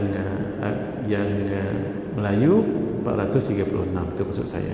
Baik. Imam Al-Haddad rahimahullah menyebutkan antara jenis namimah yakni hasutan yang paling buruk dan amat berat dosanya ialah perbuatan hasutan kepada sultan atau pemerintah dan seumpamanya. Orang yang menghasut sultan atau pemerintah itu bertujuan untuk menganiaya orang lain, yakni musuhnya, seperti merampas hartanya atau menimpakan sesuatu bencana ke atasnya. Dosa orang ini berlipat kali ganda selepas dikira berdosa membuat hasutan ke atas orang ramai. 2 kali lipat. Dia menghasut, kemudian nanti mudarat lepas tu lagi besar juga. Nah, kita habiskan paragraf ini ya. Jika menyebut apa yang diberitahu oleh orang lain kepada orang yang lain dengan tujuan nasihat, maka ia menjadi wajib. Ia tidak termasuk dalam kategori mengadu domba yang dilarang. Itu nah. Baik. Yang bawah tu itu sekadar huraian saja. Kita baca tu yang terakhir. Sila sikap seorang mukmin sebenar ialah tidak terus mempercayai apa sahaja berita yang disampaikan oleh orang lain begitu sahaja. Dia hendaklah bertabayyun, iaitu menyelidiki dahulu berita atau maklumat tersebut seperti perintah Allah Subhanahu wa taala, ya ayyuhalladzina amanu in ja'akum fasiqun binaba'in fatabayyanu. Artinya, wahai orang yang beriman, jika datang orang fasik kepada kamu dengan suatu berita, maka bertabayunlah. Surah Al-Hujurat ayat yang ke-6. Nanti kita akan sambung insya-Allah. Tak tahu bila lagi ya. Mudah-mudahan umur panjang. Kita akan sambung ke surah 66 nanti. Tolong ditanda di situ antara maksiat lidah yang lain. Dalam kitab ni dia tak sebut semua. Jadi apa yang saya buat, kita tambah lagi untuk kita banyakkan lagi maklumat. Khianat, bersaksi palsu. Sebab boleh ditambahkan lagi, tidak salah. Itulah caranya, cara kita mensyarahkan. Malah dia sampai 18 kita tambah kat situ tu. Kan muka surat 69 tu 18. Sebab mengikut tulisan yang lain, kitab yang lain pula. Gitu. Jadi hadirin, janganlah kita nasihat tadi yang dibaca oleh Syukri tadi, jangan terus percaya. Kita tabayyun dahulu, selidiki betul tak, supaya jangan kita bermusuhan. Sama juga dipesan oleh Rasulullah ya sallallahu alaihi wasallam. Contoh begini, orang tu sakit, dia pun pergi jumpa bomoh. Bomoh tu adalah ilmu bercakap dengan jin. Akhirnya jin tu kata yang buat ini Ajah Minah. Belum tentu Ajah Minah tu buat. Sebab jin dia suka bagi orang kelahi. Jadi kita berbaik sangka dengan orang. Tapi baik sangka dengan orang ni jangan sampai kita pula terzalim. Dan jangan terus buruk sangka dengan orang, jangan. Siapa tahu orang tu nanti baik akan datang. Mungkin sekarang adalah dia memfitnah. Contohnya, rupanya cerita gosip, bukan kita betul pun. Jumpa dia, Ajah dapat mana berita ni Ajah? Ni. Ajah tahu ke? Yang dibagi tahu tu saya lah tu. Saya tak buat benda tu. Oh, I'm sorry dia tu jadi ustazah akhirnya. Siapa tahu? Saya teringat kisah Imam An-Nawawi, beliau duduk di Kufah. Di kampung beliau ni memang ada seorang suka berona, kata orang Kelantan ona. Apa dia? Mabuk, malam-malam mabuk. Dah lah mabuk, menyanyi pula tu. Dayyuni. Maksudnya mereka tak hiraukan aku. Siapa nak hirau hang mabuk? Lepas tu menyanyi tengah orang tidur. Antara lagu dia lah ni. Dayyuni. Depa tak ambil berat pada saya, depa tak ambil perhati pada saya. Setiap malam orang kampung jadi marah lah. Bagi tahu dengan gubernur, ditangkap oleh gubernur perintahkan tangkap, masuk dalam rumah penjara. Imam Abu Hanifah pelik. Pasal apa malam ni tak ada orang menyanyi? Ni jiran paling rapat dengan beliau, Imam Abu Hanifah, Imam Hanafi. Pasal apa malam ni tak ada orang menyanyi? Biasa menyanyi kerana selalunya menyanyi. Imam Abu Hanifah hafal lagu dia tu. Lama sama je kan. Dia nyanyi tu. Imam Abu Hanifah hafal lagu dia tu. Sampai sehingga satu malam tak ada nyanyi. Pasal apa? Tak tahu. Dia pun pergi tanya jiran. Mana jiran kita? Tak ada nyanyi malam tadi. Lah, Tuan Imam tak tahu ke? Tak tahu. Ada orang repot dengan gubernur, kepada gubernur, dan dia kena tangkap. Sekarang ada dekat gubernur. Oh, lagu tu kan? Malam tu juga Imam Abu Hanifah pergi jumpa dengan gubernur, ketuk pintu tengah malam ni. Siapa? Abu Hanifah. Abu Hanifah memang terkenal seluruh Kufah. Imam Abu Hanifah, naam. Terus sebab gubernur hormat dengan ulama ni, dan Imam Abu Hanifah memang nama beliau, kalau ilmu beliaulah, kalau zuhud beliaulah, kalau alim beliaulah, tak boleh lawan lah. Kenapa buka pintu? Ya, kenapa Tuan Syekh? Saya dengar si fulan bin si fulan kena tahan dan ada sekarang pada penjara. Ya, betul, kata gubernur ini, sebab ada orang mengadu yang dia ni bising setiap malam dan sebagainya. Wahai Tuan Gubernur, tolong lepaskan dia. Saya minta lepaskan dia. Tuan Syekh, dia kan paling dekat dengan Tuan Syekh dan mengganggu, malah orang kampung diganggunya. Ya, saya tahu tu. Tapi dia kan jiran saya. Kan Nabi suruh jaga hak jiran. Tengok ni orang lagu ni apa level tak tahu kita. Kalau kita alhamdulillah tak dengar bunyi suara haji tu, dia masuk penjara, Allah sujud syukur nah. Nah, kalau kita Imam Abu Hanifah susah hati ketuk pintu tadi tu, Masya Allah. Dia katakan, ya saya tahu dia buat begini-begini, tapi dia kan jiran saya. Kan Nabi pesan, man kana yu'minu billahi wal yawmil akhir falyukrim jarahu. Siapa yang beriman dengan Allah dan hari kiamat, maka hendaklah dia memuliakan jirannya. Dia kan jiran saya. Oleh kerana itu gubernur tak berani. Gubernur zaman dulu ni mengaji, dia takut dengan ulama gitu. Lalu dilepaskan. Bila dah dilepaskan, keluar yang jirannya tadi. Dia tengoknya Abu Hanifah. Saudara, kata Imam Abu Hanifah, berjalan balik ni, apakah kamu rasa orang tidak peduli dengan kamu sebab kamu selalu nyanyi? Imam Abu Hanifah tiru dia menyanyi tadi juga. Dayi'uni. Hafal Imam Bukhari pada panjang lagi rangkap dia tu. Apakah kamu rasa orang tidak peduli kamu? Kan kamu selalu sebut dayi'uni, orang tak perhatikan saya. Kan sekarang ada orang memperhatikan kamu. Ada orang yang ambil berat tentang kamu, sehingga kamu dalam penjara pun ada orang yang perhatikan kamu. Sungguhlah, dia kata. Akhirnya dia pun bertaubat. Jadi anak murid Imam Abu Hanifah. Saya tak ingat nama orang tu, tak ingat saya. Dan jadi orang yang alim, jadi orang mengaji kan berkat. Mengaji dengan orang-orang alim ni sedikit sebanyak adalah keberkatan itu. Itulah dirinya.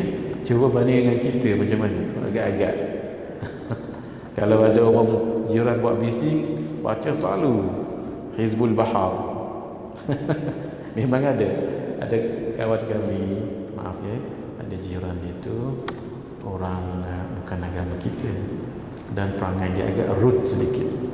Kadang-kadang ampayan beliau dirosakkan orang sebelah tadi, tapi orang bukan Islam. Dia datang jumpa saya, Ustaz, apa amalannya? Saya pun payah juga ni hidup berjiran ni. Waktu tu saya belum dengar lagi kisah Imam Abu Hanifah dia juga. Saya kata begini, minta pada Allah. Caranya baca Ratibul Haddad, Ratib Al-Haddad. Rupanya dia amal. Akhirnya pindah jiran dia tu. Pindah. Kalau banding dengan cerita Imam Abu Hanifah tadi macam mana agak-agak. Waktu saya bagi amalan tu, saya belum dengar lagi kisah ni. Wallahu a'lam lah.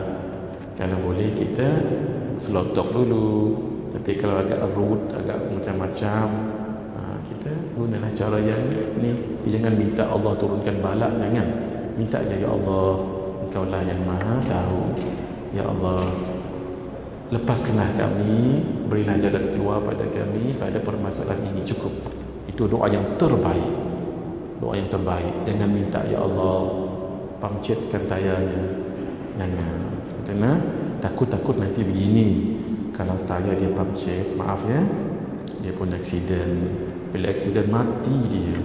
Walau tak padan dengan dia patah bunga ros kita tu. Dia patah bunga ros, memang dia rut sedikit lah, patah bunga ros, dan dia ketuk kereta baru kita jadi kemek, tapi balasannya mati. Akhirnya di hari akhirat dia akan tuntut pada Allah. Sebab apa? Tak padan. Gitu. Jadi jangan doakan begitu. Doakan apa? Ya Allah, Kau Maha mengetahui sikap jiranku padaku. Kaulah yang Maha mengetahui. Ya Allah, tunjukkanlah kami jalan keluar. Itu yang terbaik, supaya kita jangan zalim dekat orang ya. Hadza wa billahi taufiq wal hidayah. Wassalamualaikum warahmatullahi wabarakatuh. Bismillahirrahmanirrahim. Alhamdulillahirabbil alamin, wassalatu wassalamu ala asyrafil anbiya'i wal mursalin wa ala alihi wasahbihi ajma'in. Allahumma inna nas'aluka ilman nafi'an wa rizqan thayyiban wa amalan salihan mutaqabbala. Sallallahu ta'ala wasallam ala sayyidina Muhammad wa ala alihi wasahbihi ajma'in walhamdulillahirabbil alamin. Kita menghadapi pandemik ni antara amalan yang jangan tinggal dua. Satu, bismillahilladzi la yadurru ma'asmihi syai'un fil ardi wala fis sama' wa huwa sami'ul. Baca pagi sekali, malam sekali. Yang kedua, hasbunallah wa ni'mal wakil, 450 setiap hari daripada subuh sampai subuh. Hasbunallah wa ni'mal wakil. Itu amalan Said Muhammad bin Alawi ibn Abbas al-Maliki. Dan inilah juga amalan yang dibaca oleh Nabi Ibrahim ketika dicampakkan ke dalam unggun api yang besar. Diriwayatkan beliau membaca hasbunallah wa ni'mal wakil.